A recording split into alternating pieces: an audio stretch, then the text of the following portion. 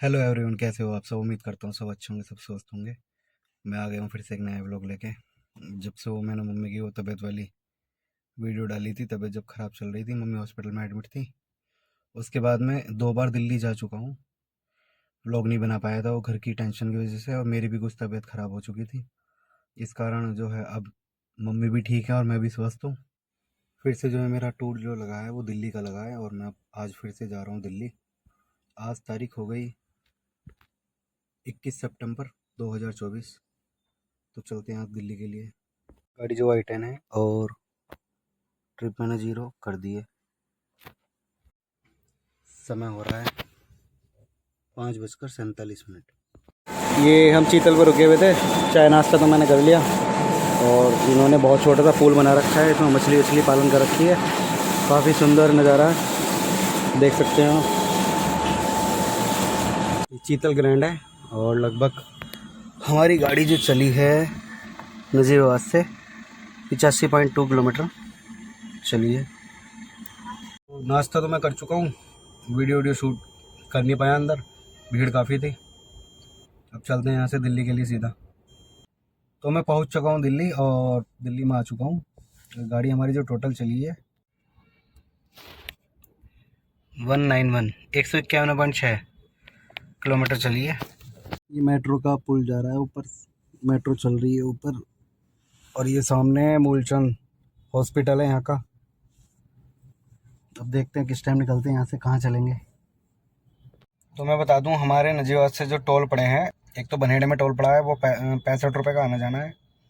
और एक खतौली में, खतौली के बाद जो दोराला पड़ता है वहाँ टोल पड़ा है, वहाँ है टोल 110 रुपये का। आना जाना 220 रुपये, क्योंकि वो आते हुए भी और जाते हुए भी आना जाना डबल ही लेते हैं, आधा नहीं कटता।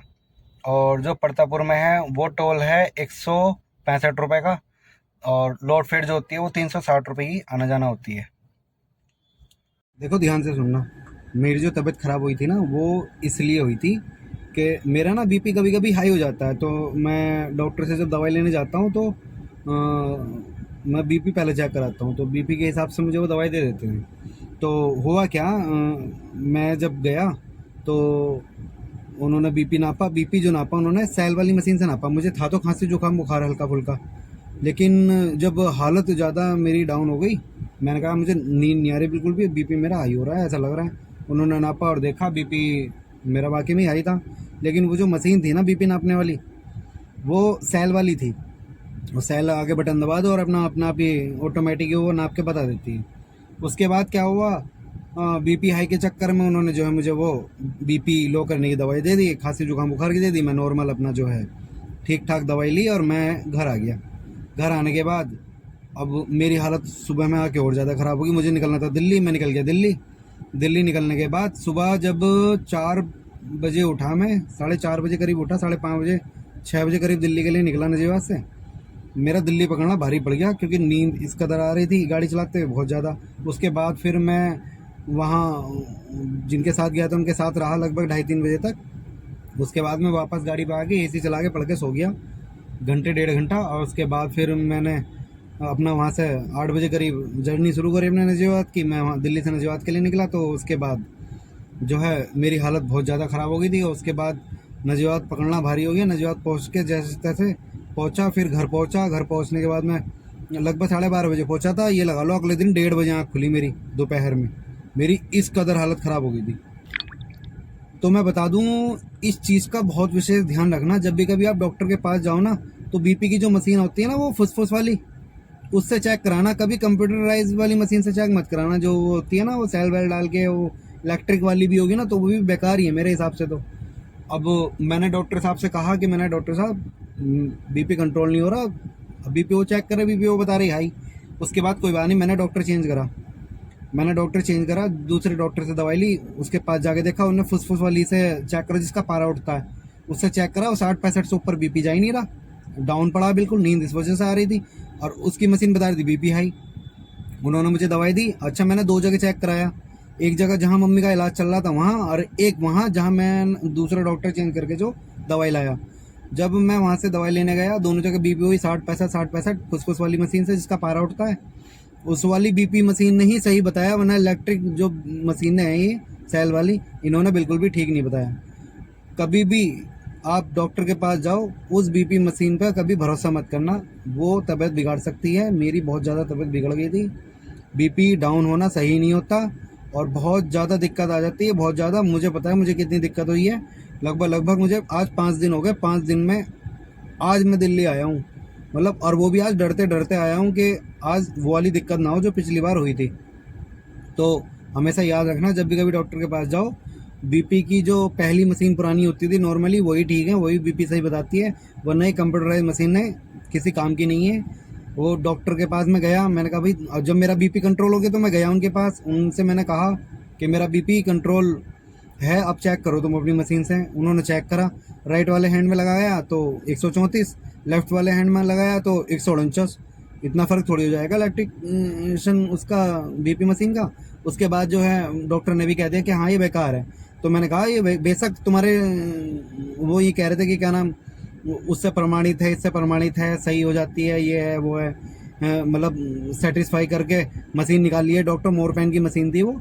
मैंने कहा हो सकता हो वो ये ओरिजिनल ना हो, डुप्लीकेट हो, इसकी ओरिजिनल तुम्हें दी ही ना हो।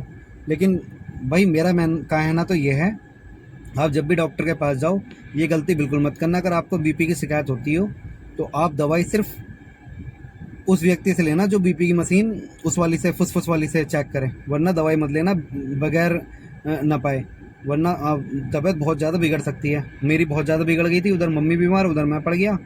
मम्मी को कंट्रोल में करा, फिर मैं भी कंट्रोल में आया। अब मम्मी भी स्वस्थ हैं और मैं भी स्वस्थ हूँ। आप लोग अपना ध्यान रखना। आप जब भी बीपी चेक कराओगे तो इस चीज़ का विशेष तौर से ध्यान रखना कि आपको बीपी मशीन इलेक्ट्रिक वाली यूज़ करनी ही नहीं है। डॉक्टर का कहेगा ना तो मना कर दो, साफ दवाई मत लो। ज़रूरी नहीं है कि उसी मशीन से ही चेक करा के जो है लेनी है। इलेक्ट्रिक वाली मशीन से तो चेक करानी नहीं है, वही नॉर्मल फुसफुस वाली मशीन से ही बीपी चेक कराना, तभी आप सही रहोगे और स्वस्थ रहोगे। नहीं तो परेशान हो जाओगे। मैं परेशान हुआ हूँ, मुझे पता है मुझे कितनी दिक्कत हुई थी। आप वो गलती मत करना जो मैंने कर ली। तो मैं अब मूलचंद हॉस्पिटल से निकल आया हूँ और मैं लगभग 19 किलोमीटर के करीब आ चुका हूँ। मतलब वहाँ से निकल के ना तो मैं यहाँ गाज़ियाबाद साइड इंदिरापुरम में आ चुका हूँ। अब इंदिरापुरम में कह के गए हूँ थोड़ी बहुत देर में। अब देखो थोड़ी बहुत देर में निकलते हैं। यहाँ की बिल्डिंग दिखा देता हूँ आपको कैसी रहती है, फ्लैट वगैरह। ये बिल्डिंग है यहाँ की, मेरे हिसाब से तो कबूतर खाना है बिल्कुल। आदमी पैक, देखो कबूतर उड़ के गया वो ऊपर कबूतर का नाम लिया। ये बिल्डिंग है, नीचे पार्किंग होती है, यहाँ नीचे गाड़ी की पार्किंग होती है। यहाँ हमारे गणपति महाराज जी बैठे हुए हैं। हाँ तो अब जो है 5:30 हो चुके हैं शाम के, और बस अब निकलने वाला हूँ मैं। फ़ोन आ गया मेरे पास, निकलता हूँ, देखता हूँ किस टाइम तक नजीबात पहुँचता हूँ। तो चलते हैं अब यहाँ से, देखते हैं कहाँ जाके मुलाकात होती है। सुबह पहले मूलचंद हॉस्पिटल, अब यहाँ इंदिरापुरम, अब निकलते हैं। बस ट्रिक का ऐसे ही रहता है, कभी कहीं बस ऐसे ही रहता है। कहीं किसी ने कहा कि वहाँ जाना, बताते वहाँ हैं, जाते वहाँ हैं, वैसे ही रहता है बुकिंग का। तो चलो चलते हैं अब यहाँ से। आप इस वीडियो को देख के सोच रहे होंगे आज तो गाड़ी में बैठ के वीडियो बनाई, खाना पीना खाया नहीं खाया, क्या क्या रहा क्या नहीं रहा, पूरा दिन गाड़ी में बिता दिया। देखो ऐसा नहीं है, गाड़ी की आदत तो रहती है हमें, जब भाई घर तो है नहीं हमारा कोई किसी का, या फिर वो तो पार्टी के ऊपर बात होती है ना, वो ले जाए ना ले जाए इस बात से हमें कोई मतलब नहीं है। दूसरी चीज़, हम जाना भी पसंद नहीं करते। और खाना पीना मैंने बिल्कुल बढ़िया खा रखा है। मैंने सुबह चाय और नाश्ता कर ही लिया था वहाँ शीतल ग्रैंड पे, और उसके बाद यहाँ के लगभग 12:30 बजे करीब सैंडविच वगैरह खा लिए थे। अब मैंने दोपहर 2:30 बजे करीब खाना भी खा लिया था। और बस खाना खा के, बाद मैं उस टाइम वीडियो वीडियो शूट नहीं करता खाने खाने पीने वक्त, फिर मौका भी नहीं लगता इतना, मतलब, या क्या शूट करो और क्या वीडियो बनाओ, वही घिचड़ पिचड़ रोल गज्जा ये सभी रहता है। फिर मेरे पास माइक तो है नहीं। अब गाड़ी में मैं इसलिए करता हूँ, इसमें मेरी आवाज़ क्लियर आ जाती है। और माइक अगर हो तो कर लो बाहर शूट, फिर माइक भी नहीं है, माइक भी मैंने बोल रखा है एक्सेल मंगवाने के लिए।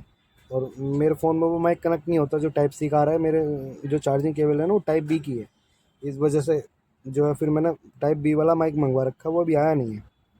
जब आएगा तो अभी तो आवाज़ चारों तरफ की सुनाई देती होगी, फिर मेरी ही सुनाई देगी माइक लगाने के बाद। फिर बैकग्राउंड जो है क्लियर हो जाएगा। अभी तो बैकग्राउंड की बहुत सारी आवाज़ें आ रही होंगी। चलो ठीक है, चलता हूँ फिर यहाँ से। मैं आ गया हूँ दिल्ली मेरठ के परतापुर एक्सप्रेस वे के रेस्ट एरिया पर, कुछ इस तरह का बना हुआ है और बहुत ही खूबसूरत है रेस्ट एरिया। खाने पीने के सभी सामान यहाँ कुछ भी ले सकते हैं खाने पीने के लिए। चूर चूर नान लेने का मन था और इनका तंदूर अभी रेडी भी नहीं हुआ, तो वैसे आप यहाँ के कुछ भी खा पी सकते हो, देख सकते हो। मैं दिखा देता हूँ आपको। ये रहे चूर चूर नान वाले, इनका भी तंदूरी रेडी नहीं हुआ। बाकी यहाँ काफ़ी वैरायटी है, आप हल्दीराम भी है, वाह बकरी टी है वर्ल्ड जो चाय फेमस है वो भी है। सीटिंग का बहुत बढ़िया इंतज़ाम है। और ये तुम्हारा वो ड्यूटी वाला खा भी सकते हो यहाँ के। रास्ते में रुकते रुकाते हैं तो काफ़ी टाइम लग गया, लगभग 10:30 बज चुके हैं और अब मैं इस ब्लॉग को यहीं रखता हूँ। अगर ये ब्लॉग अगर आपको पसंद आए तो प्लीज़ लाइक, सब्सक्राइब और कमेंट ज़रूर कर देना और शेयर तो ज़रूर कर देना।